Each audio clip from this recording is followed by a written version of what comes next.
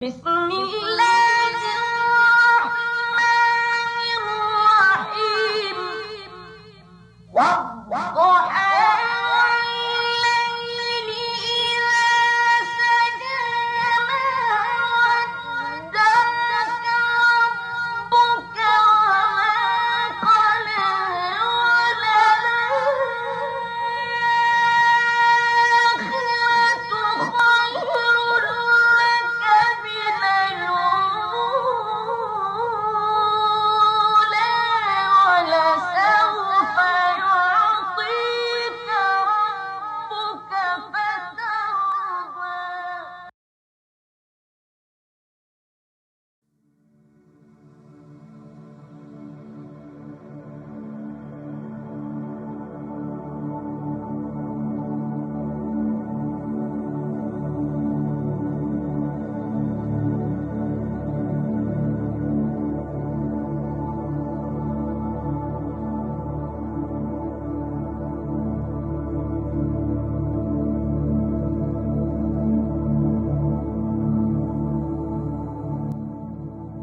Necə yarandı kainat? Nə idi bu sonsuz boşluqda parlayan nur? Uzaqdan qum dənələri kimi görünən planetlər necə havada asılı qaldı?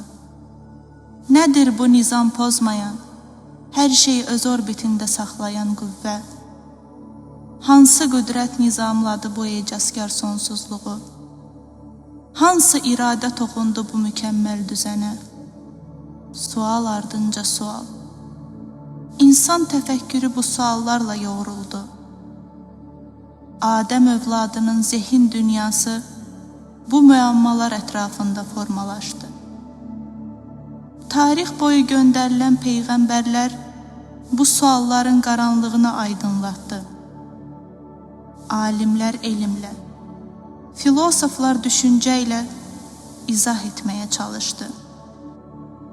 Şairlər isə o həqiqəti sözlə, ritmlə, qəlbin dərinliklərinə toxunan dillə söylədi.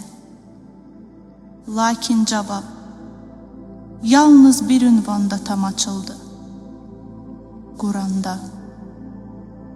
O kitabda kainatın yaranma səbəbi var. İnsanın var olma məqsədi də orada bəllidir. Ondan öyrəndik ki, təsadüf yoxdur. Yaradan var, nizam var, həqiqət var. Və o yaradan Allahdır. İnsana, bu milyonlarla canlı içində yalnız ona şuur verildi.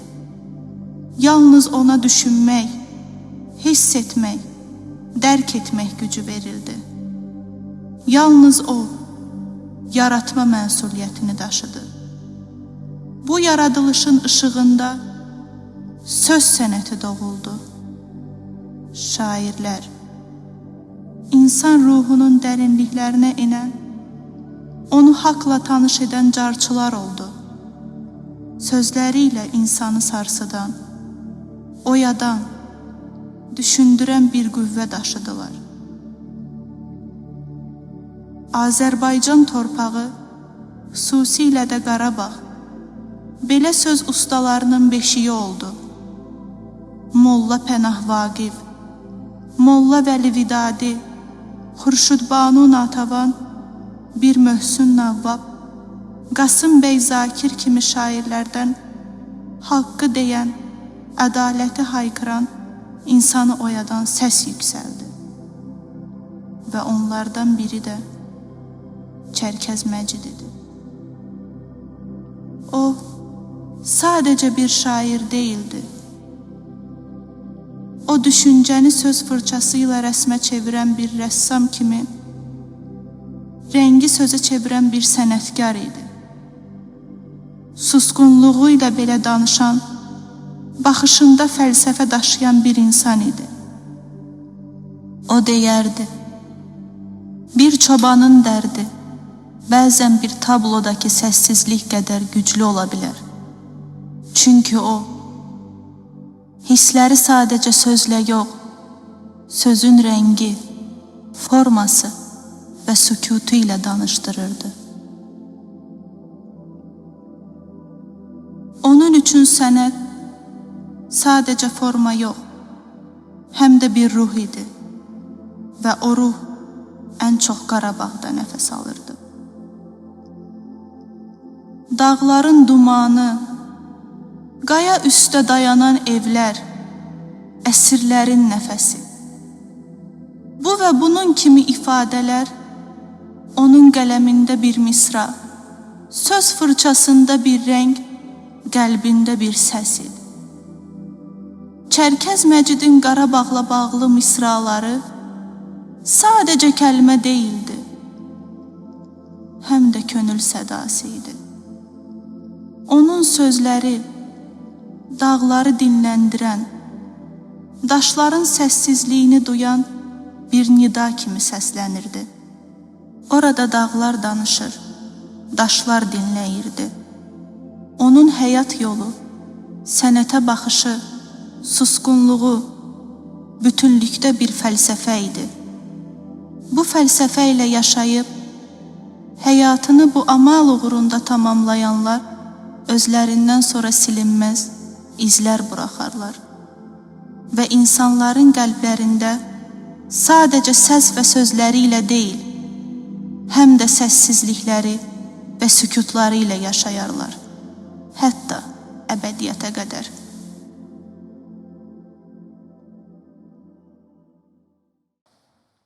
Hörmətli qonaqlar, əziz ədəbiyyat sevərlər, hər birinizi bu mənalı və duyğulu axşamda böyük şair, milli fəal, istedadlı publisist və ədəbi şəxsiyyət Çərkəz Məcidin anım gecəsində səmimi qəlbdən salamlayır və xoş gəlmisiniz deyirəm. Bu axşam biz 20-ci əsr Azərbaycan ədəbiyyatında özünə məxsus, dəsti xətti ilə seçilən, duyğulara və milli düşüncə ilə bəyənmiş, yaradıcılığı ilə yaddaşlarda iz qoyan Çərkəz Məcidin həyat və yaradıcılığına bir daha nəzər salacağıq. Gecəmiz 2 hissədən ibarət olacaq. Birinci hissə ədəbi və elmi hissədir. Burada onun həyat yolu, yaradıcılıq dünyası və şəxsiyyəti barədə fikirlər paylaşılacaq. İkinci hissə isə musiqili bədii hissə. Bu hissədə onun ruhuna ithaf olunan şeirlər, musiqilər və səhnə kompozisiyalarını izləyəcəyik. Çərkəz Məcid kim idi? Çərkəz Məcid 1937-ci ildə may ayında Cəbrayıl rayonu Böyük Mərcanlı kəndində dünyaya gəlib. Onun uşaqlıq və gənclik illərinin önəmli hissəsi Bərdə rayonunda keçib. O gənc yaşlarından etibarən qələmə sarılaraq ədəbiyyata, poeziyaya dərin bir məhəbbətlə bağlanıb. Onun poetik dünyasında vətən sevgisi, insan taleyi, ictimai ədalət və mənəvi saflıq böyük ustalıqla, dərin poetik çalarlarla ifadə olunub. Təəssüf ki, onun ömrü gözlənilməz bir anda başa çatıb. 1989-cu il yanvar ayının 6-sında Qarabağ hadisələri ilə bağlı keçirilən bir konferans zamanı tribunada çıxış edərkən məhz özünün yazdığı "Axı bu dünyanın nəyi yaxşıdır" adlı şeirini səsləndirdiyi an beyninə kan sızması nəticəsində kürsüyə yıxılıb. 3 gün sonra yanvarın 9-unda o dünyasını dəyişib. Sanki səsləndirdiyi o misralar onun öz taleyinə çevrilmişdi. Bir daha hər birinizə təşəkkür edirik. Axşam boyu bizimlə olacağınız üçün sizə minnətdarlığımızı bildiririk. İndi isə bu gecə onun ruhuna sayğımızı ifadə etmək, sözün, sənətin və musiqinin gücü ilə onu bir daha yaşatmaq üçün buradayıq. Və indi isə Çərkəz Məcidin ailəsinin bir üzvü, onun oğlu Əkbər bəy Məcidi səhnəyə dəvət etmək istəyirəm. O bu gecə haqqında Eləcə də böyük şair atasının xatirəsi barədə ürək sözlərini bizimlə bölüşəcək. Gəlin Əkbər bəyi alqışlarınızla qarşılayaq.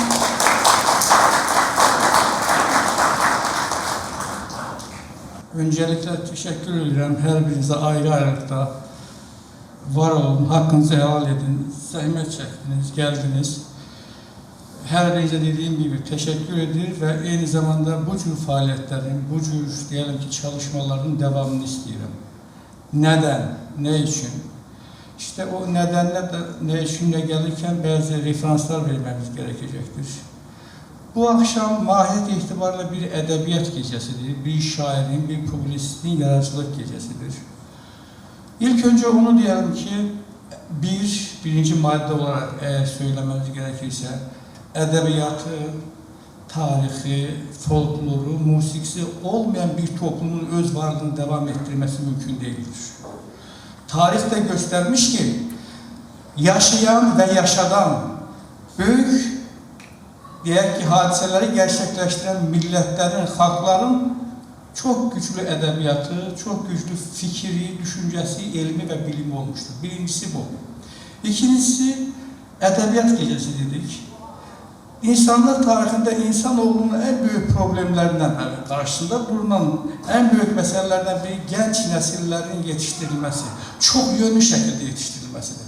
Bakın, biz eğer uşaqlarımızı ve gelecek nesiller yetişecekse herkesin üzerinde durmuş olduğu filozofların da, psikologların da, sosyologların üzerinde durduğu bir mesele var. İnsanların özellikle uşaqlarının, genç neslin his dünyasını ve düşünce dünyasını zenginleştiren, ağıl ve mentiki geliştiren en önemli saha edebiyattır. Yani nesiller eğer çok yön yetişmezliyse, his ve duygu düşüncelerini zenginleştirmek isterse ve bu analitik dediğimiz ağıl ve mentik imkanlarını inkişaf ettirmek isterse mutlak ve mutlak edebiyatla içli dışlı olmak zorundadır. Mesela zannedersem yanılabilirim, Höte'nin bir sözü var. Höte der ki edebiyat inceliğin inceliğidir. Edebiyat inceliğin inceliğidir der Höte. Dolayısıyla edebiyat bu kadar önemlidir. Sadece burada mı kalmış?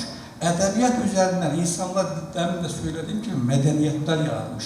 Tarihe baktığınız zaman mesela Yunan medeniyetinin temelinde birçok fikir ve düşünceyle beraber Homer'in Odiseyi vardır. Biraz ilerlediğiniz tarihe baktığınız zaman mesela Avrupa'nın yakın dönemine geldiğimiz zaman bir edebiyatçı, tenkitçinin güzel bir yazısını okumuştum. Demiş ki Avrupa'da özellikle bilirsiniz Avrupa'nın karanlık çağına sonra bir bunalım vardı. 30 yıllar savaşı, 100 yıllar savaşı, bunlar bildiğiniz meseleler. Ve insanlar birbirine karşı canavarlaşmıştı. Ama bütün bunlara rağmen Victor Hugo sefirleriyle Avrupa insanının o birbirine karşı belenmiş, birbirine karşı düşman kesilmiş Avrupa insanının beynine, ruhuna Jean Valjean'la bir merhamet duygusu üfledi. Jean Valjean bilirsiniz. Dünya edebiyatının dev eserlerinden. Başka bir örnek verin. Bu örneğin bizimle de alakası var. Mesela genç Werther'in ızdırapları var. Yine Höte'de. Napolyon'un o kitabı en az 5 defa okuduğu söylenir. Ve Napolyon o Werther'in ızdırapları eserini çoğunu ezber bildiği söylüyor.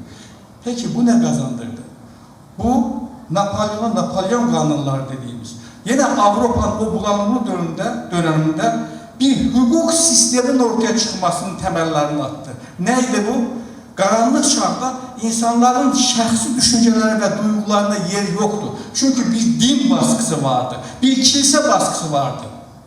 Werther'in sayesinde artık şahsi özgürlüklerle, şahsi düşünceyle toplumsal normatifler arasında bir bağ atıldı. Hatta size ilginç bir anekdot değil. Kavalalı Mehmet Paşa Osmanlı'ya ayaklandığı zaman Mısır'da sebeplerinden biri ne açıklanabilir misiniz? Ben Napolyon kanunlarını daha müterekkip bulduğum için değil. Edebiyat bu kadar önemli. Şimdi o demiş de o yanlıştı başka. Yani en azından gerekçesini olarak ben söyledim. Bir başka öz tarihimize gelelim. Ben sözü çok uzatmayayım. Bakın bizim tarihimizde çok şükür biz Şerqin ilk cumhuriyetini kurduk. Demokratik bir cumhuriyetini kurduk. Peki Bu demokratik cumhuriyyətin fikri babaları kimlərdir? Yenə ədiblərdir, ədəbiyyatçılardır. Kimlərdir? Əli bəy Hüseynzadə idi. Kimlərdir? Əhməd bəy Ağoğlu'dur. Bunlar sadece Azərbaycan Cumhuriyyətinin Məhəmməd Əmin Rəsulzadə. Bunun təməlimatları yox, orada qalmadı. Bu fikir adamlarımız, bu ədiblərimiz Mustafa Kemal'ın ifadəsiyle biz Cumhuriyyəti qururkən sizdən ilham aldıq deyəcək qədər tarihi bir etirafı da ortaya çıxardı. Bilirsiniz, Mustafa Kemal'ın büyük bir etirafı var. Muhammed Emin Bey, ben senden 3 sene önce dünyaya geldim. Lakin Türk'ün istiklal bayrağını sen benden önce kaldırdın. Ve o bayrak enmesin diye senin elinden alıp Türkiye Cumhuriyeti'nin semalarında dalgalandırdın. O bayrak enmeyecek dediğin bir daha enmeyecektir. Mustafa Kemal Atatürk. Yani edebiyat bu kadar önemlidir. Edebiyatla bütünleşen bir toplum güçlü bir toplum olur. Edebiyatla bütünleşen bir toplum sadece kendi kaderine değil, insanlığın kaderine de önemli katkılarda bulunabilecek bir zenginliğe kavuşur. Bu manada bu tür çalışmaların, bu tür faaliyetlerin hayata geçirilmesi çok önemlidir, çok elzemdir. Ben təxminən lafı uzatmamak için, sizi yormamak için burada sözümü tamamlayayım. Bir de bu faaliyetlerin özellikle bu gecenin erşe gelmesinde Azerbaycan Kadınlar Cemiyeti'nin idare heyetine, başta idare heyetinin sədri, yönetim kurulu başkanı diyeceğim, Nurah Hanım'a, Yegane Hanım'a, Könül Hanım'a, Nazlı Hanım'a ve diğer Məhəbbət Hanım'a ve diğer kimin adını söylememse hakkını helal etsin. Ayrıca bir teşekkür ederim. Çünkü neden? Bu yaklar diyecektim, yadımdan çıktı, uzatmayayım. Neden? Bugün dünya öyle bir hale geldi ki, İnsanlar verdiği bir şeyi reklam için 5 kat takla atırlar. Yani bir verdiklerinin karşılığında 5 tane reklam istiyorlar ki ben verdim ettim. Oysa ki bu güzel bir şey değil. Oysa ki bizim medeniyetimizde, bizim kültürümüzde sağ elin verdiğinin sol elin habersiz olması lazımdır. İşte geçenlerde Turan Bey göndermişti. Mine Hanım'ın, bizim algıçemiz Mine Hanım'ın salamları burada değil mi? Mine Hanım'ın Azerbaycan televizyonlarının birinde bir intervjusu vardı. Yani çok duygulandırdı. Dedi ki, hatta spiker hanım da dedi ki ben onların hakkını değiştirmişim. Onlar ettiklerini gizledirler. Bakın, dünyanın bu kadar artık endazeden çıktı. Dünyada bu kadar reklamın, bayalığın, dünyada bu kadar artık merhamet duygusunun reklama, ucuz duygulara teslim olduğu, adeta esir düştüğü bir dönemde siz bir prensibi esas alacaksınız. Verdiğiniz, sağ elinizin verdiğiniz sol elinden habersiz olarak gizlemeye çalışacaksınız. Bu büyük bir başarıdır. Her birinize tekrar teşekkür ediyorum. Tekrar dediğim gibi hakkınızı helal edin. İnşallah ve inşallah bu çalışmalar devam eder.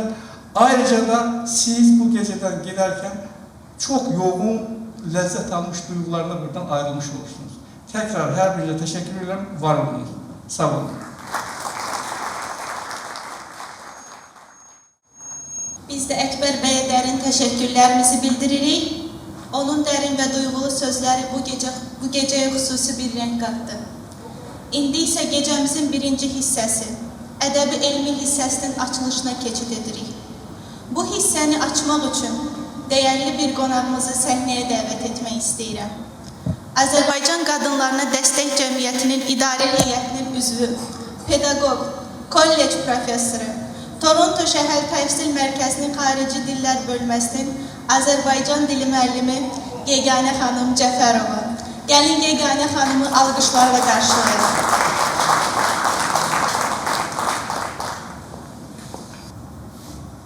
Akşamınız xeyir olsun. Her birinizi mən də salamlayıram. Burada qonaqlarımızı, söz deyəcək qonaqlarımızı təqdim etmək üçün və Çərkəz Məcid yaradıcılığından da mən də öz fikirlərimi söyləmək üçün buradayım. Səsim yaxşı eşidilirmi? Çox yaxşı. Deməli, həmçinin də Çərkəz Məcid tək şair yox, o sadə bir ziyalı idi. O müəllim idi, dil ədəbiyyat müəllimi idi. O öz şagirdlərinə elə tərbiyəvi biliklərlə tərbiyəni verirdi. Mən istəyirəm ki, danışmamışdan öncə qonaqlarımızı çağırım. Onlar daha gözəl, daha səlis şəkildə Çərkəz Məcid yaradıcılığına başqa bir diapazondan baxacaqlar. Doktor Elsəvər bəy, sizi dəvət edirəm. Elsəvər bəy, buyurun.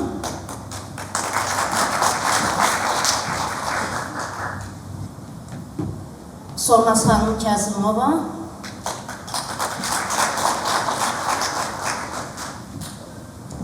Qardaşxan müəllim Əzizov.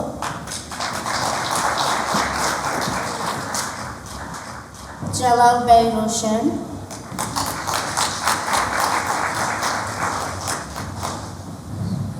İlk sözü fəlsəfə elmləri doktoru, dinşünas, doktor Elsəvər bəy Səmədova verək. Elsəvər bəy Səmədov bədii mətin və fəlsəfi diskus arasında Çərkəz Məcid yaradıcılığının təhlilini bizə çatdıracaq. Herkes anlayan her şeyden önce tedbiri teşkil edilene göre Əkbər müəllimə teşekkür edirəm.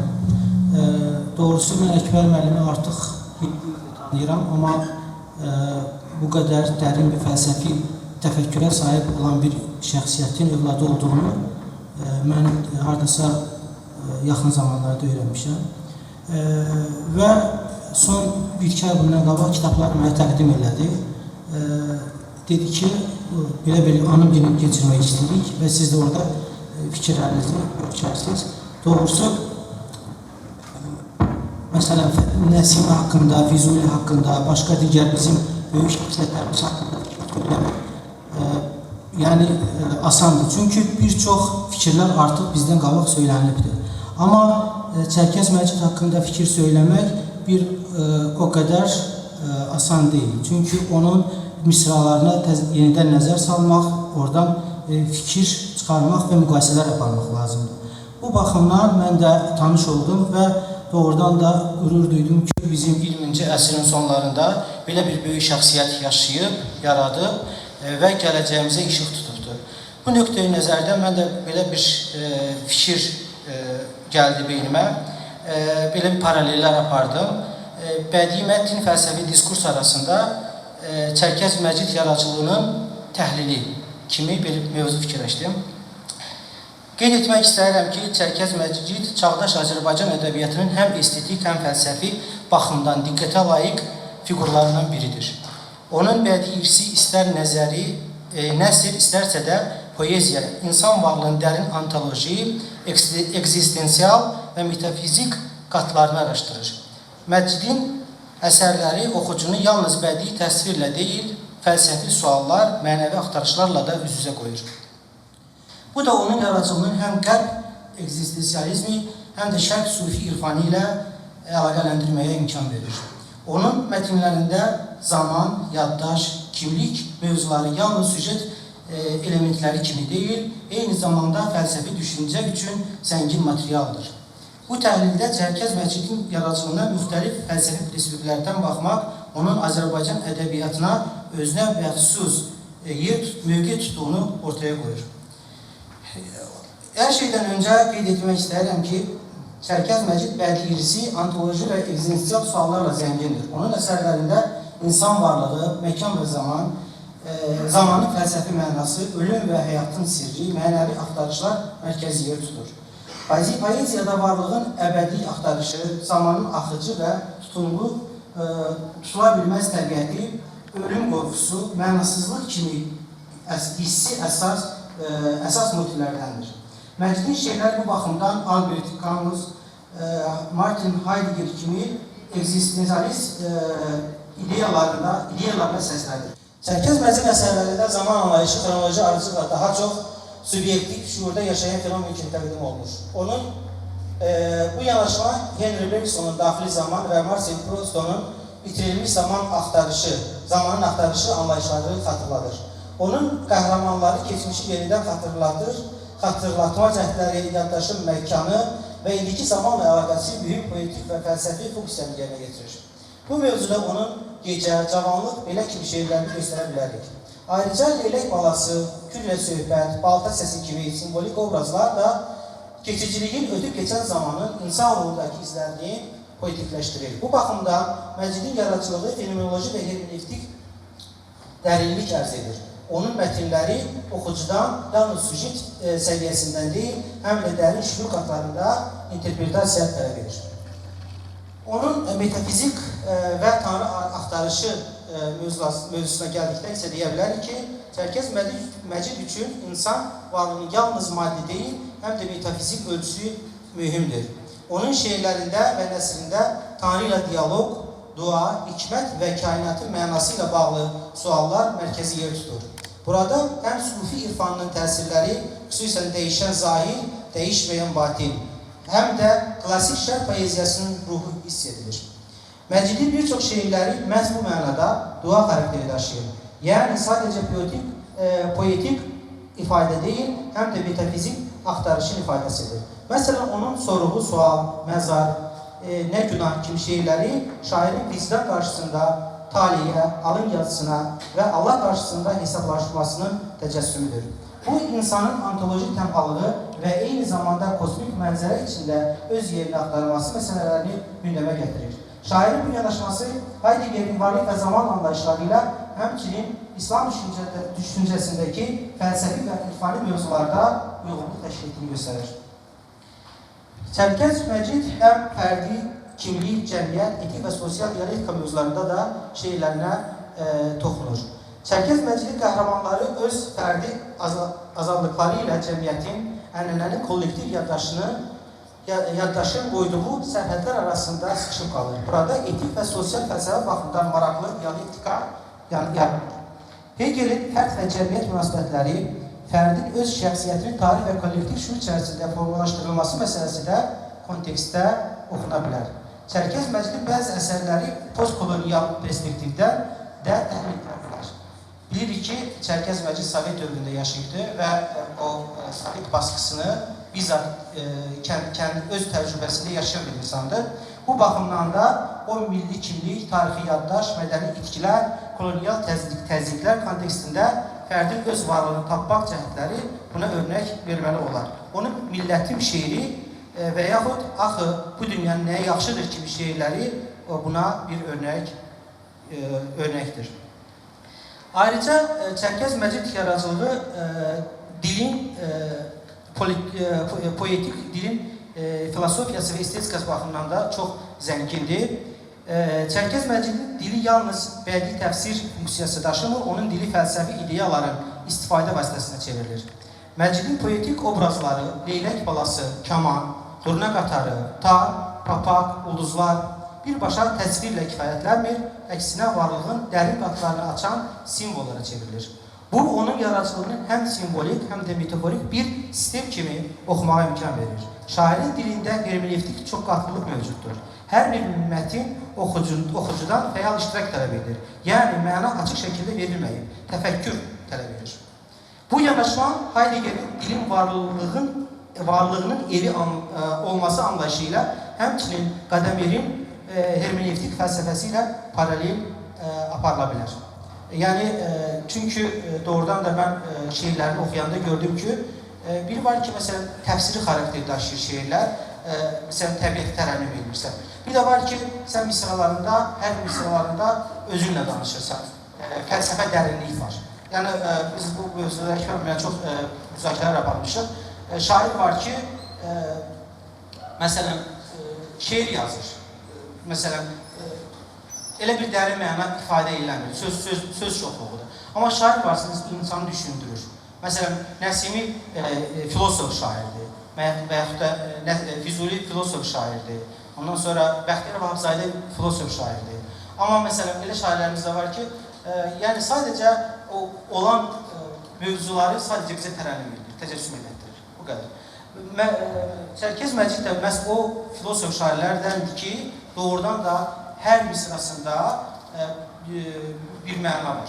Yəni insanı düşündürür. Mən düşünüb o şeyləri oxuyandan sonra qərar gəldim ki, mütləq bunun fəlsəfi təhlil vermək vacibdir. Ayrıca qeyd etmək istəyirəm ki, Çərkez nəticə olaraq, Çərkez Məcid Azərbaycan ədəbiyyatı yalnız istedadlı bir şair, yazıcı deyil, həm də fəlsəfi fenomen kimi çıxış edir. Onun yaradıcılığı bir çox sahələrdə özünü göstərir, fəlsəfənin, fenomenologiya, metafizika, etik və sosial fəlsəfə kimi sahələrdə oxuna biləcək zənginlikdədir. Çərkez Məcid bədii və fəlsəfi düşüncə arasındakı sərhədləri pozur, oxucunu yalnız estetik zövq almağa deyil, həm də intellektual və mənəvi suallar verməyə, öz varlığı ilə üz-üzə gəlməyə çağırır. Bu təhlil onun ədəbi irsini yalnız bədii deyil, həm də fəlsəfi humanitar tədqiqatlar üçün necə zəngin material olduğunu göstərir. Və inşallah mən təmənni edirəm ki, gələcəkdə Çərkez Məcid daha da dərin öyrənilər. Çünki mən bildiyim qədər bir kitabı hələ işıq yüzü görübdür. Bundan sonra da onun yaradıcılığı tamamilə işıqlandırılar və gənclərimiz onu araşdırar, öyrənir. İnşallah Çərkez Məcidin ruhu da şad olur. Allah rəhmət eləsin. Sağ olun.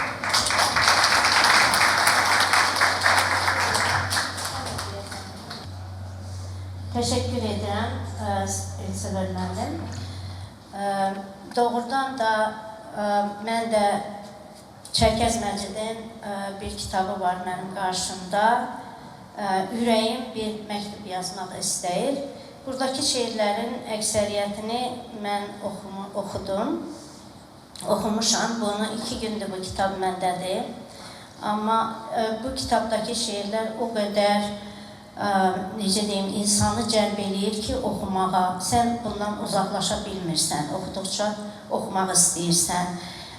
Həmçinin də şairin şeirlərindəki o axıcılıq, sözlərin seçimi, oxucuya nəvazişlə çatdırılması bir müəllim düşüncəsindən irəli gəlir, mənim fikrimcə. Müəllim ziyalı fitri istedadının məhsulu olduğundan xəbər verir. Mən Çərkez Məcidin yaradıcılığından söz açmaq üçün Çərkez Məcidin yaradıcılığına ümumi baxış haqqında öz fikir və düşüncələrini, bilgilərini çatdırmaq üçün sözü Qardaşxan müəllimə vermək istəyirəm və onu əvvəlcə təqdim etmək istəyirəm. Qardaşxan müəllim ali təhsilli mühəndis olub. O ədəbiyyat sevərdir. Yazıçılar Birliyinin neçə illər öncə 1991-ci ildə Ədəbiyyat Fondunun nəzdində fəaliyyət göstərən Qala qəzetinin əməkdaşı olaraq da çalışmışdır. Buyurun Qardaşxan müəllim.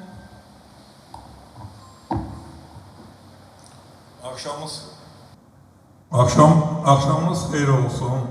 Hamınızı salamlayıram. Azərbaycan poeziyasında özünə məxsus yeri olan haqq-ədalət şairi Çərkez Məcidin yaradıcılığına həsr olunmuş xatirə gecəsinə bir daha xoş gəlmişsiniz. Görkəmli şəxsiyyətlər xalqımızın zəkasını nümayiş etdirir. Belə şəxsiyyətlərdən biri də tarix və xalq arxivində uzun bir yolun yolcusu olmuş Çərkez Məciddir. Bir zəngin kitabam, varaqla tanı, misralar açılmış yolumdur belə, ürəkdən sevmişəm bu gülüstanı, oylağımdır belə, elimdir belə. Şairin həyat və yaradıcılığında ən çox diqqəti çəkən məqam, şairin haqq yolundan dönməyib şəhidlik zirvəsinə qədər ucalmasıdır. Çərkez Məcid 1937-ci ildə Hüseyin Cavidin güllələndiyi ildə dünyaya gəlib. Mikail Müşfiqin güllələndiyi ayda isə dünyadan köçüb. Allah qəni-qəni rəhmət eləsin. Hüseyin Cavidi, Mikail Müşfiqi odlu silahla Çərkəz Məcidi isə mənəvi təzyiqlərlə güllələdilər. Şair yazılarının birində qeyd edir, həqiqət yolunda apardığım mübarizələr üçün çəkdiyim əzab əziyyətlər, saxta yollarla yüksək təriflərə, təltiflərə aparan murdar söhbətlərdən mənə 1000 qat əzizdir. Göstərdiyi bu cür prinsipiallığa, apardığı haqq mübarizəsinə görə öz şəxsi maraqlarını hər şeydən üstün tutan o dövrki hakimiyyət nümayəndələri Çərkəz Məcidə şeir və yazılarını çap etdirməyə böyük maneələr yaratmışlar. Məhz elə bu səbəbdən də çox çətinliklə Ağ Çiçəklər 1973-cü il və İşıq Telləri 1984-cü ildə 2 şeir kitabını çap etdirə bilmişdir və son vaxtlar Ürəyin bir məktub yazmaq istəyir şeir kitabı. Sovet hakimiyyətinin ən kəskin dövrlərində 60-70-ci illərdə Çərkəz müəllim çox böyük işlər görüb. Şairin həmən vaxtlarda istiqlal arzusu ilə yaşayan Məmməd Araz və Xalid Rıza ilə dostluğu olub. Doğma yurda bağlılıq, vətən sevgisi, təbiətin gözəllikləri, saflıq şairin başlıca mövzuları olmuşdur. Çərkəz Məcidin şeirləri ruhunun dərinliyindən süzülüb gələn bir haraydır. Şeirindən göründüyü kimi şair daim haqsızlıqla üzləşsə də heç vaxt Ulu Tanrıdan ümidini üzməyib. Şeirində deyildiyi kimi vermədi xoş gülü səhərin mənə, yaşadım güc gəldi qəhərin mənə, Çərkəzəm şeirimdir zəhərin mənə, ölümdən sonra da ömrümdür belə. Çərkəz müəllim öz peşəsini, müəllim sənətini çox sevirdi və müəllimliyi bütün zirvələrin başında görürdü. Müəllim qəlbinin məhəbbət nuru, gözləri, üzləri işıqlandırar. Müəllim şərəfi, ustad qüruru, bütün zirvələrin başında durar. Bütün sənətlərə yol göstərər o, çiçəkli bağçası tikan bitirməz, narahat, işıqlı ömür sürər o, müəllim kəlməsi ləkə götürməz. Çərkəz müəllim zirvələrin zirvəsi kimi qeyd etdiyi müəllim adını elmin, təhsilin nuru kimi mütləq həqiqətlə bağlayır. İnsanla kamanın diyaloğundan yaranan kaman şeirində şair həm poetik fikirlər, həm də dünyavi bağlılıq var. İnsanlara təbiətin sirlərini öyrədir. Qədimlərdən gələn soraq qəmidir, baladan gen düşən ana kimidir, bəlkə elə itkin düşən gəmidir, sorağını dindirirdi bu kaman. Soyuq qışdan bar bəhrəli yayınma, o səs yanır, gözünü yum yayınma, Çərkəz Məcid qismətindən yayınma, sənə hikmət andırırdı bu kaman. Xalq şairi Sabir Rüstəmxanlı Çərkəz müəllimin Ürəyin bir məktub yazmaq istəyir şeir kitabını ön söz yazıb və xatirələrini bölüşüb. Çərkəz Məcidi yazıçı nəşriyyatında işlədiyim illərdən tanıyıram və dostluq münasibətlərimiz olub. Xatirimdə sakit, lakin ədalətsizliyə dözməyən bir qələm sahibi qalıb. Xalq yazıcısı Sabir Əhmədlidən tərifli söz qoparmaq o dövrdə çox çətin idi. Yalnız ürəkdən sevdiyi adamlar haqqında yazırdı. Çərkəz Məcid haqqında belə bir yazı yazmışdı. Kətdə bir şair vardı, başlığı yazda yazdığı kimi. Bu şairin 2 kitabı çıxmışdı. Nə şəhərə can atır, nə də nəşriyyat qapılarını sındırırdı. Oturmuşdu Araz çayının qırağında. Elə isə dinc oturmurdu. Səsi gəh Cəbrayıl rayon mərkəzindəki toplantıdan gəlirdi, gah da müəllim yığıncağından. Azərbaycan Yazıçılar Birliyi İdarə Heyətinin üzvü, Prezident təqaüdçüsü yazıçı Elşad Barat Çərkəz Məcidin yaradıcılığını geniş təhlil edib və şairi haqq ədalətin poeziya şəhidi adlandırıb. Bu dünya vardısa söz sənət də var, sən də əsrlərə say Çərkəz Məcid. Həqiqət üstünə düşər, bu dünya fırlanır ay Çərkəz Məcid. O ağac yaşayar min qolu varsa, o yol haqqa gedər sağ solu varsa, hər kəsin öz ömrü, öz yolu varsa, ömürdən olmayıb pay çərkəzməcid. Bu dünya fırlanır, ay çərkəzməcid. Çağrı şeirlərin haqqın səsidir, bülbül şeirlərin gül nəğməsidir, gündüzlər günəşin möcüzəsidir, zülmətin günəşi, ay çərkəzməcid. Bu dünya fırlanır, ay çərkəzməcid. Sən gedən bir cığır min izə dönər, ha bizdən başlar, ha bizə dönər. Çay var, axar-axar dənizə dönər, sel var, ola bilməz çay çərkəzməcid. Bu dünya fırlanır, ay çərkəzməcid. Min ürək döynər sıvıltısıyla, bir qızıl bilinməz parıltısıyla, hər millət böyükdür ziyalısıyla, sən də bu millətə pay çərkəzməcid. Bu dünya fırlanır, ay çərkəzməcid. Sağ olun.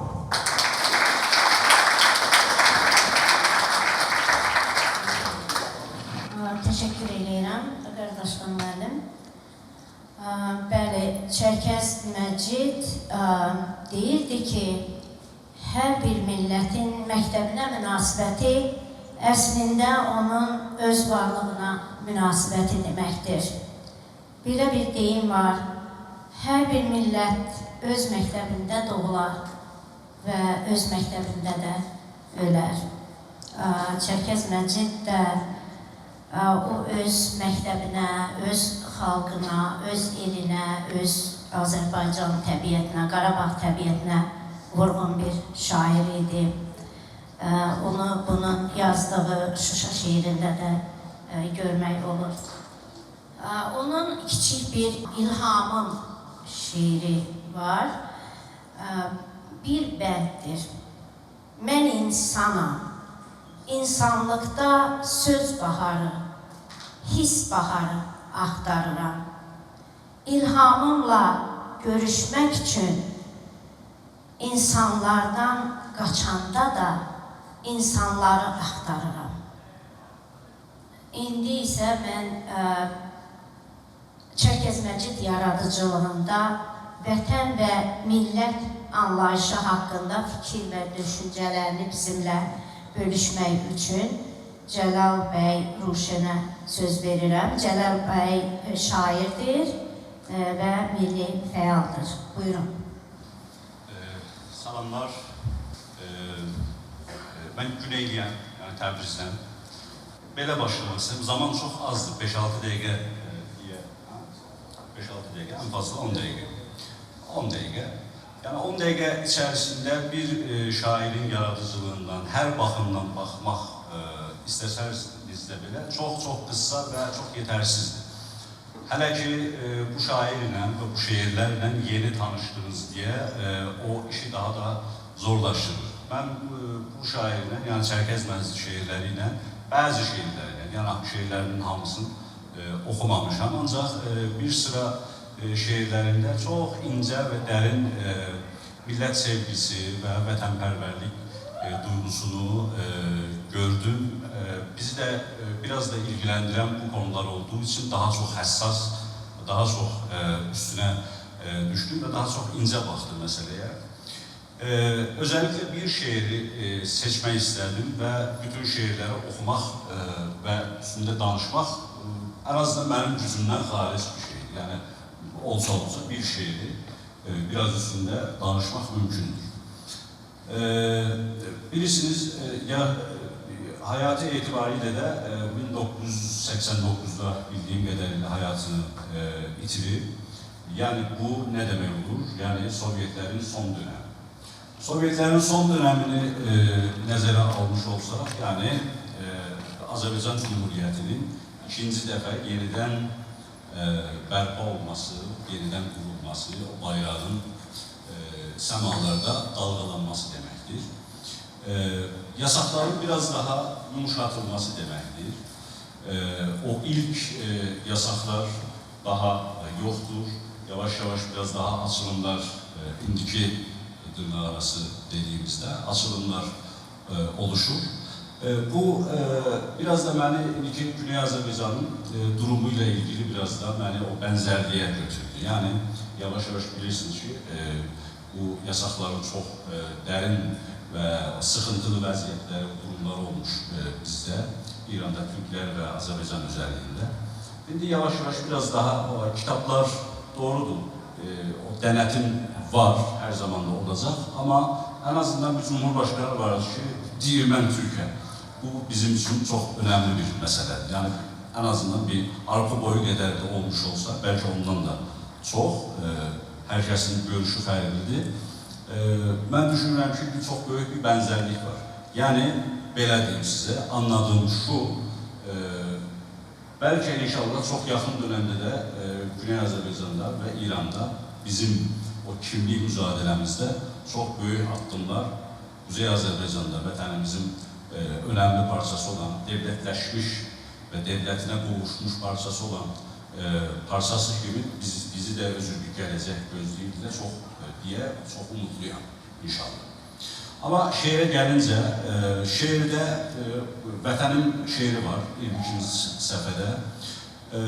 Çok meseləni aşmaq istəmirəm, ancaq burada elə şehrin adı vətənindir. Bu, bilirsiniz, romantik milliyetçilik akımlarında ilk şair öz görüşünü pərdəsiz, hiçbir necə deyirlər, istare olmadan açık bir şekilde demək istər. Yani okuyucunu, dinləyicini yormaq istəməz. Çok açık bir şekilde. Çünkü mesele perde altına girecek bir mesele değil. Vətəndir, toprak değil, yurtdur, milletin var olmasıdır, milletin güzel var olmasıdır. Yani refahına, güzelliğiyle, sıkıntıda, sömürgede meselesi değil bu. Onun için şair getirir bu akımda çok açık bir şekilde şehrin adını bile başından o necə deyir, duruşunu belli edir. Milletin deyir, yani başka bir şey değil. Burada çok açık, yani milleti merkeze koyuyor, ulusu merkeze koyuyor. Burada bu şehirde iki esas önemli merkeze koyulan iki kavram var. Bir millettir, bir de yurt, yani vətəndir. Bu çok önemlidir. Yani orada kutsallık var, bilirsiniz. Bu şeyde, romantik milliyetçilikte kutsallık var. Yani vətənə dokunulmaz, vətən verilmez. Bizde çok güzel bir söz var. Vətəndən pay olmaz. Burada çok açık bir şekilde var. Bir de ki toprak meselesi ve millet meselesi. Eyni zamanda yani bir sıra radikal milliyetçi görüşü ben görmüyorum burada. Yani o denge ve o taadül dediğimiz olay çok güzel bir şekilde. Hatta ben de birazdan onu okuyacağım çünkü şiir okunmadan olmaz da. Onu okuyacağım. Orada göreceğiz ki ne demeye çalışıram. Her şiirin bendinde farklı iki kavramı ortaya koyuyor. Hem o kutsallığı hem o necə deyirlər, dokunulmazlığı ortaya koyur. Aynı zamanda geri dönür, bazen eleştirir, öz milletini bile eleştirir. O sömürgeciliğe karşı koyma düşüncesini de ortaya koyur. Tam bir anti-sömürgeci dediğimiz bir şiir. Yani bunu anti-emperyalist de diyebilirsiniz. Ben anti-sömürge demeyi daha çok tercih ediyorum. Çünkü bu emperyalist sistem farklı bir mesele. Onu hemen kenara koyar. Zeyt başka yerlere gelir. Çok anti-sömürge. Yani çünkü işgal olmuş bir toprak var. Doğru dil yasağı yoktu ama o onun farkında. Yani bu şair bunun farkında. Şiirinde dilin yasak olmasından ben. Dili bağlı değil. Dili bağlı. Dili bağlı ne demektir? Birçok insan diyor ki dil yasak değildi ki o zaman. Dil yasak değildi ama düşünce yasaktı. Yani dil belli ölçüde yasak değildi. Yani dilin yasak olmaması bu anlama gelmiyor ki siz her şeyi diyebilirsiniz. Hayır, çok büyük şairlerimiz var ki orada Sibir'de sürmüşler, idam olmuşlar. Demek ki dilde yasak. Dilin yani dilsel olarak bir meseleden bahsedemiyor. Ama bunu mesela güneye baktığımızda görürüz ki dil özü de yasak. Yani hem dil yasak hem de düşünce yasak.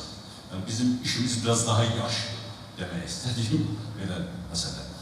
Ondan sonra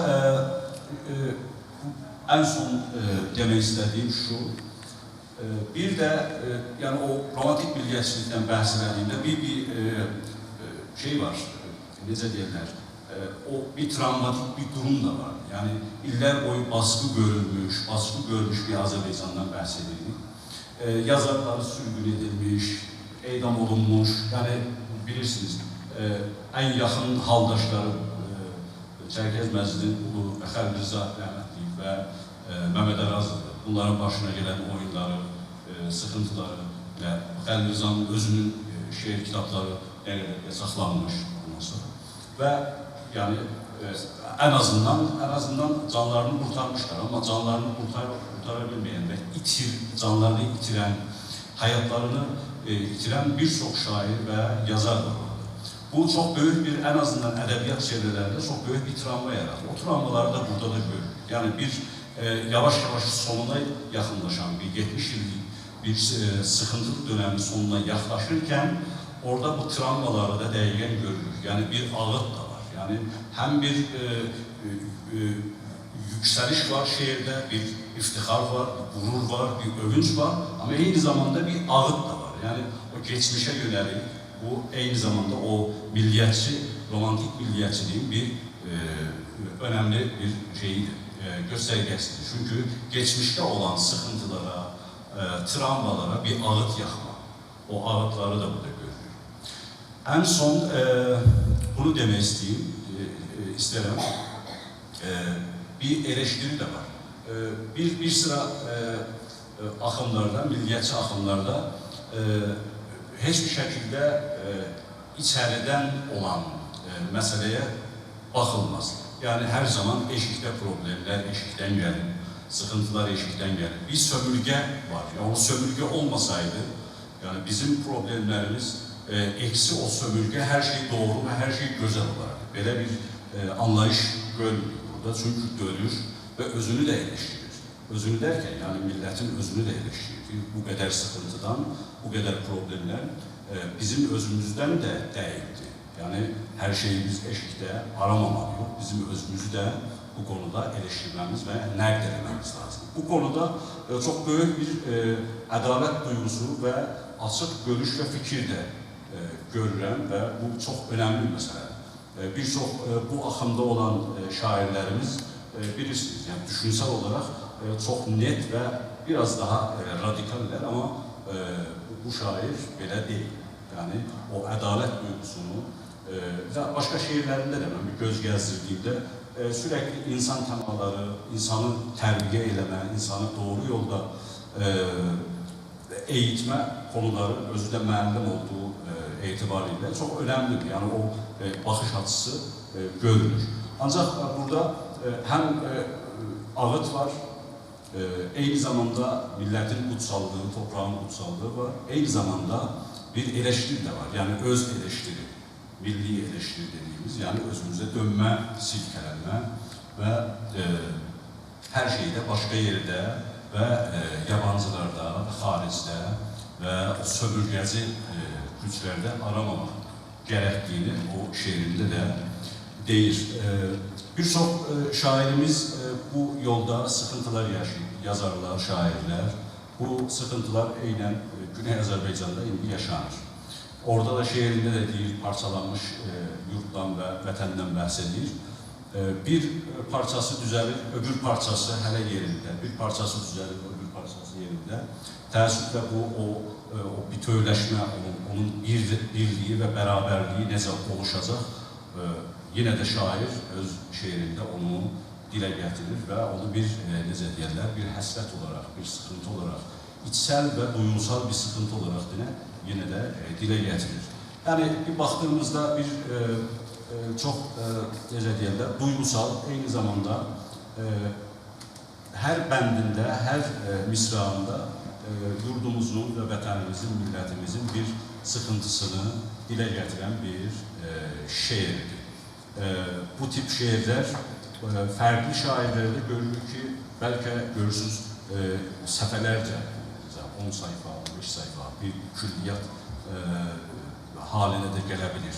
Bunu mesela Səhnədə, Bulut Qaraçoğlu'da biz çok güzel görürük. Yani adam Dədə Qorqudu nəzmə çəkdi, amma bir baxıb görür ki, bir tərəfdən fəlsəfə, bir tərəfdən toplum məsələləri, hər şeyə orada dokunur. Bu gözəl bir məsələdir və başqa bir şey zehnimə gəlmir.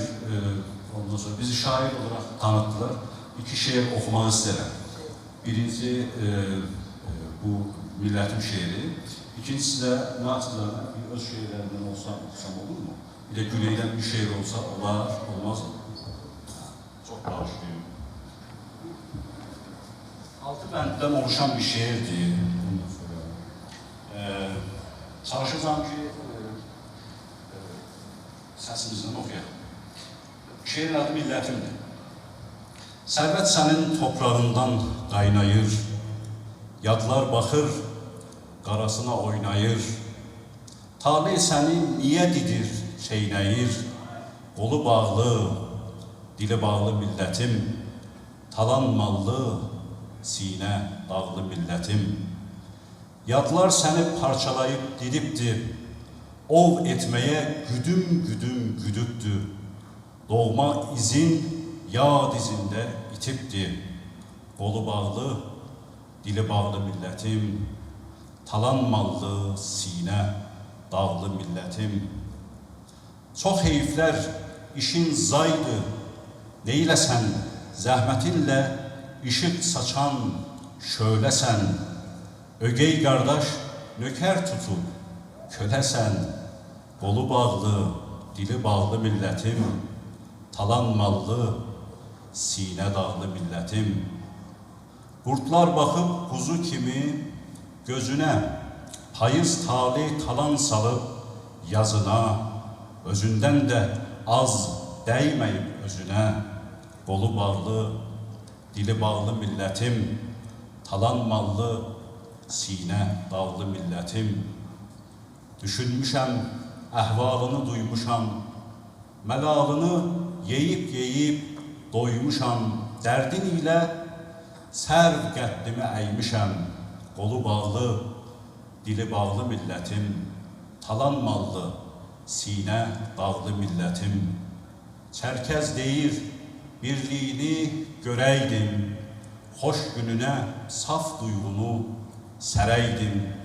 Torpağına canı fəda verəydim, qolu bağlı, dili bağlı millətim, talanmallı, sinə dağlı millətim. Böyle bir güzel şeirdir. Bir de elə onun ruhuna və gözəl şairlərimizin ruhuna kiçik bir qıssa, bir şeir. Bu minvalda bir şeir. Yani elə o baxış açısı olarak bu şəkildədir. Açıq, hər şey bundan sonra, pərdə yox.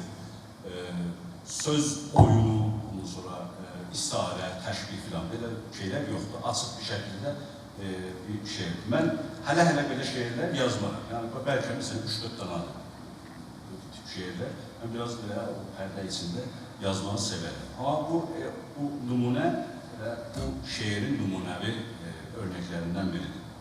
Adı da ədalətə bürünən cumhuriyyətdir. Burada gözləyirəm sıra dağların ardından, cəhənnəm dərinliyindəki göllərin ötəsindən, gücsüz olsa da titrək addımlarını, adımızı səslənişini, sıra sizdə artıq, sıra sizdə bitdi deməsini, ədalətə bürünən cumhuriyyətə yenidən sıxı sarılmayı, saat meydanında, Şah Gölüsündə, Əmilə qızında Təbrizin daş mağazasında gözləyirəm, obamdan yüksələcək türkülərin səsini. Bu qədər. Sağ olun.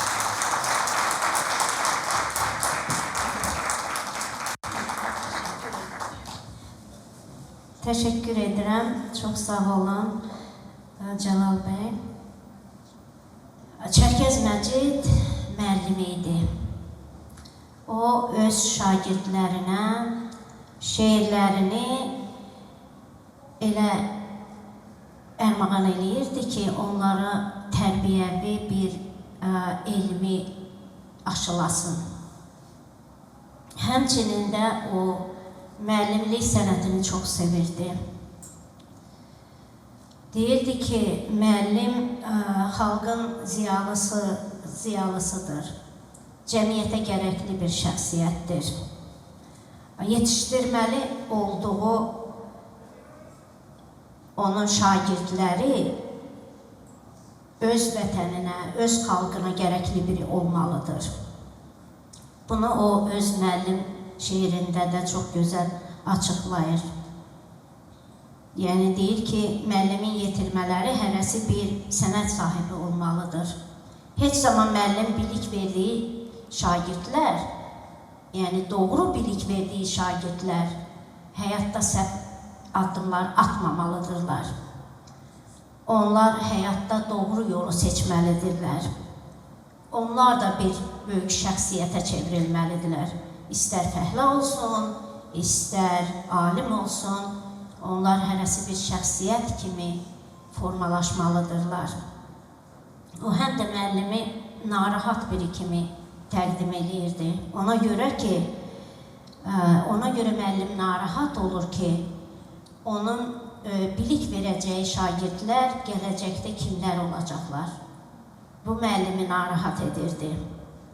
Və həmçinin o müəllimi daşıb çağlayan bir selə bənzədirdi. O selə ki, o heç zaman sönmür.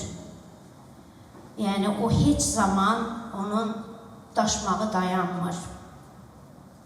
Həm də müəllim çox şərəfli, qüdrətli bir insandır.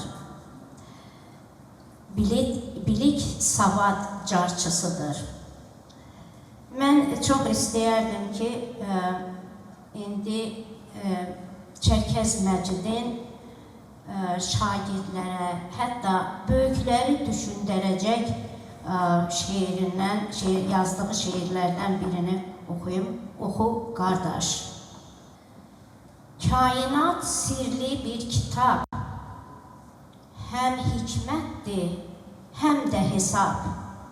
Kəlmə-kəlmə anlayaraq, oxu onu vərəq-vərəq. İstəyirsən, tez-tez oxu, istəyirsən, yavaş-yavaş.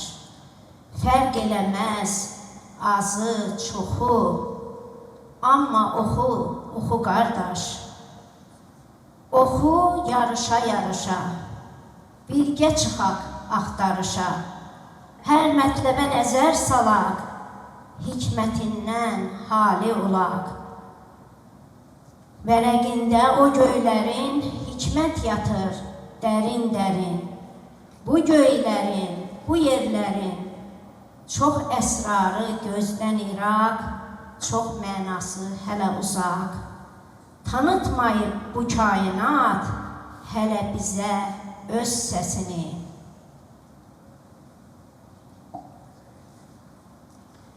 Tanıtmayıb hələ bizə öz ruhunu, nəfəsini, həm də sirrini açmadan qoyub sözün nöqtəsini. Sənsə tələs oxumağa, sətir-sətir oxu qardaş, vərəq-vərəq oxu qardaş.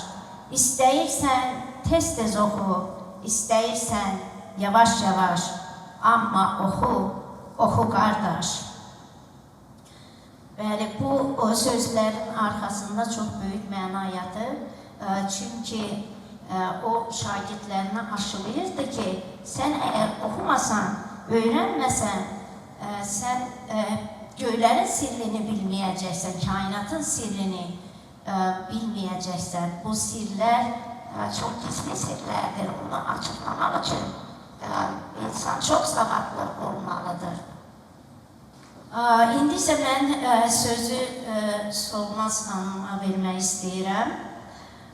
Solmaz xanım Çərkəz Məcid poeziyasında təbiət gözəlliyinin tərənnümü haqqında fikirləri bizlə bölüşəcək. Solmaz xanım ali təhsilli ingilis dili müəllimidir. 2009-10-cu illərdə Azərbaycanda ingilis dili fənni üzrə ilim müəllimi seçilmiş, kurikulum təlimçisi olmuş və Wisconsin Universitetinin məzunu olmuşdur. İndi ESL müəllimidir həmçinin və Torontoda Friendship Force klubunun idarə heyətinin üzvüdür. Buyurun. Dostlar, sizi bir daha salamlayıram. Belə gözəl bir tədbirdə sizi salamlamaqdan məmnunluq duyuram. Poeziya mənəviyyatın əbədi təcəssümüdür. Mənəviyyatı isə təbiətdən ayırmaq olmaz. Gözəl şairimiz Çərkəzməcidin şeirlərini oxuduqca bir daha yəqin edirsən ki, təbiət insan üçün elə bir tükənməz, maraqlı sirlər xəzinəsidir ki, insan onu fəth və tərənnüm etməkdən yorulmur. Şairin poeziyası təbiətin mənəvi simasıdır. Onun mahiyyətinin poetik ifadəsidir. Şair öz duyğuları və ilhamı ilə təbiətin ağuşundadır. Onun ayrılmaz hissəsidir. Lakin onun gözəlliyini daha gözəl və daha kamil vəsf etmək üçün daima zirvələrə can atır. Şuşa mənzərələri şeirində dumanları zirvəsində göllənib, üfüqləri, qayaları şəllənib, dolaylarda çiçəkliyi sellənib, əsər mehi nəşəlidir Şuşanın. Karvan töşnər dırmandıqca yolunda, quşlar gələr, yuva qurar kolunda, çiçək açmış yamacında, yalında, xalıları döşəlidir Şuşanın.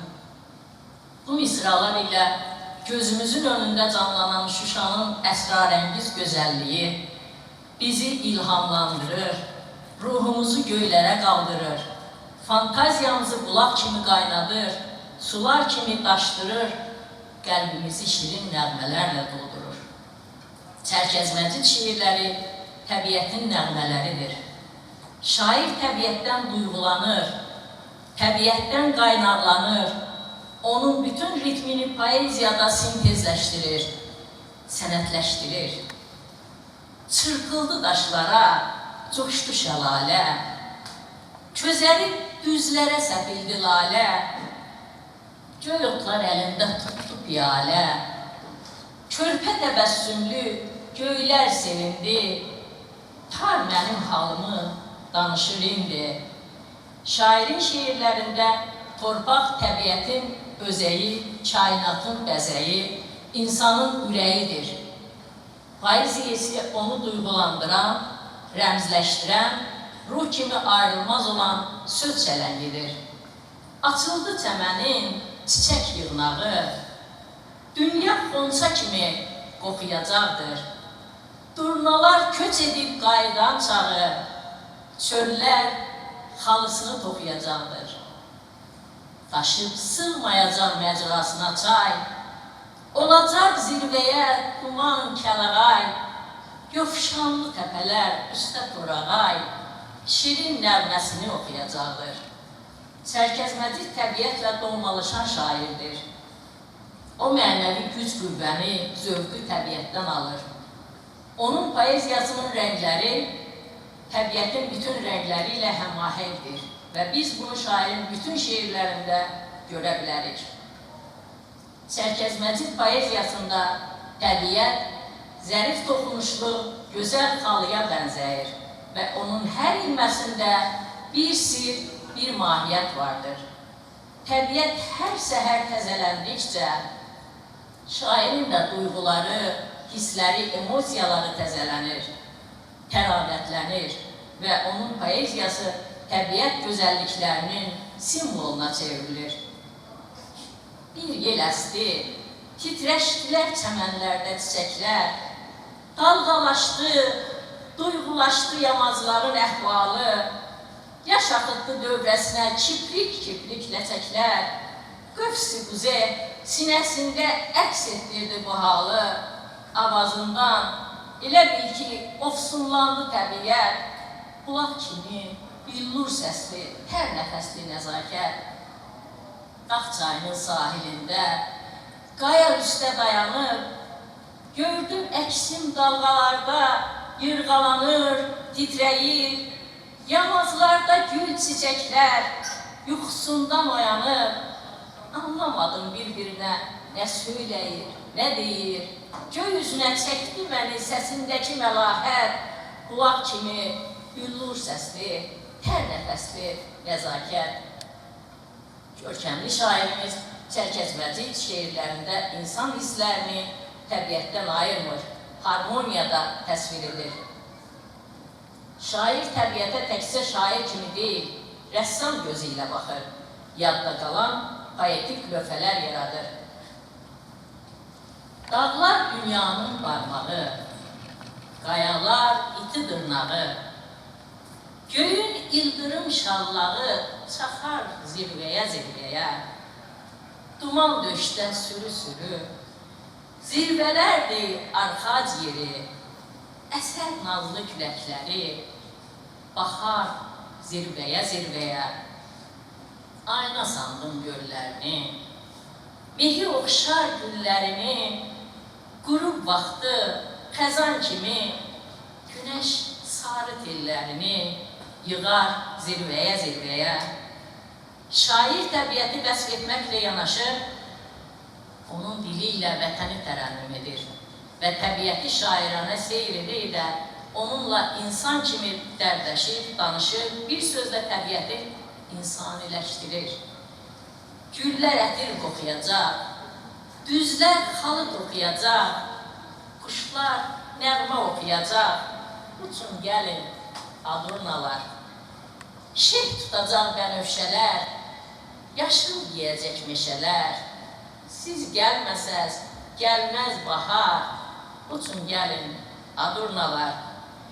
Kür ilə söhbət şeirində kür qırağı, qalın meşə, gün batan çağı, su güzgüdə ağacların sütun yığnağı, göy üzünün buludları ağarır suda, uçan quşu öz boynunda uçurur suda misraları ilə.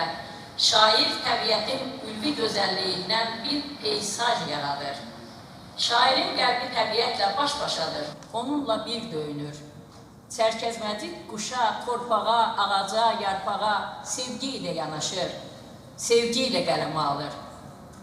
Çünki özü də təbiidir, təbiətin bir parçasıdır. Şairin təbiət şiirlərində təbiət füsunkarlığı, gözəlliyi ilə bərabər həm də müqəddəsləşir. Çünki o artıq vətənin təbiətidir, vətənin otudur, çiçəyidir, torpağıdır. Havalanıb uçan könül, bu vətən sənin baba oylağındır, dolan, gəz, uca dağlar, geniş çöllər, göy çəmən, aranındır, yaylağındır, dolan, gəz. Deyən şair gəlibdir şeirində payızın gəlişi ilə bülbülün budaqlara qonmadığını, durnanın uzaqlara uçduğunu, yarpaqlara qırğın düşdüyünü, payızı ilin qocalığı kimi xarakteriza edərək könlünün yaz duyğusu istəyini dilə gətirir. Könlüm istər yaz duyğusu, hanı bənövşə qoxusu, əbədi torpaq yuxusu qəlbimə həmdəm gəlibdir. Çərkəz Məcid şeirlərində insanları təbiəti sevməyə və qorumağa çağırır. Balta səsi şeirində şair Azərbaycanın müxtəlif güşələrində təbiətə və yaşıllığa qarşı törədilən cinayətlərə, onların məhv edilməsinə qarşı kəskin səsini ucaldır.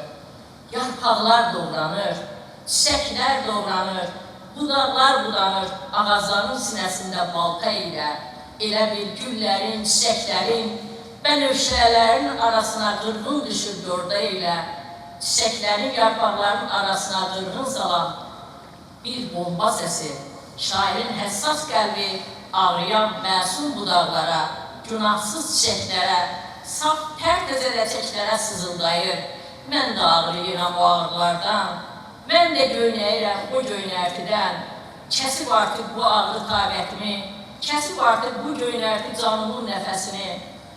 Beləliklə, Çərkəz Məcid poeziyasında təbiət və onun əsrarəngiz gözəllikləri, vətənimizin müqəddəs torpağı, ulu dağları, axar çayları, sirli meşələri yetərincə təsvir və tərənnüm olunub. Şairin şeir dünyasında poetikləşmiş, canlı, düşünən müdrik bir təbiət obrazı yaradılıb. Bu obraz onun bütün şeirləri kimi daim təbiidir, səmimidir. Diqqətinizə görə çox sağ olun. Təşəkkür edirəm Solmaz xanım. Mən bir məqamı burada qeyd etmək istəyirəm.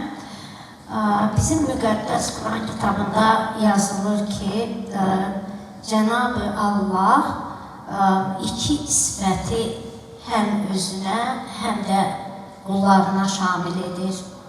Biri alim sifətidir, o birisi isə müəllim sifətidir. O hər ikisini müqəddəs sayırdı. Hər ikisi də Çərkəz Məcidə şamil oluna bilər. Çünki o deyirdi ki, müəllim öz şeirində deyirdi ki, müəllim çıraq kimi yolları işıqlandırır. O öz şagirdlərinin yollarına işıq saçır. Bir mayaq kimi yol göstərir. Çünki müəllim şagirdlərinə məhəbbətlə verdiyi savad, elm, onların gələcək həyatlarında bir şəxsiyyət kimi yetişmələrində ustad onu oynayır. O bir ustad idi.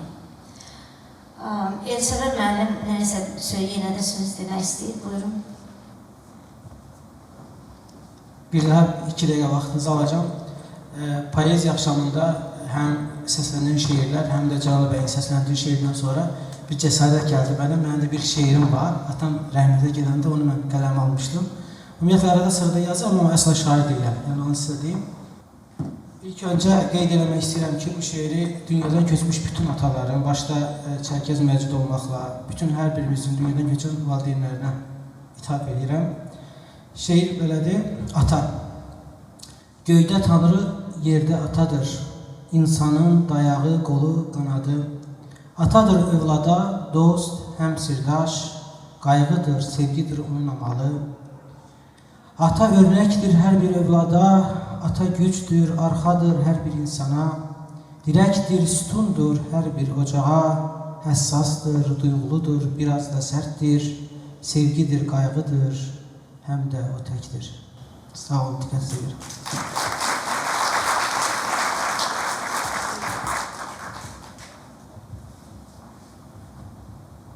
Hər birinizə bizi dinlədiyiniz üçün təşəkkür edirəm. Biz qonaqlarda azacıq olsa da Çərkəz Məcidin yaradıcılığına bir nəzər yetirdik. Ümid edirəm ki, yorulmadınız. Buyurun, təşəkkür edirik.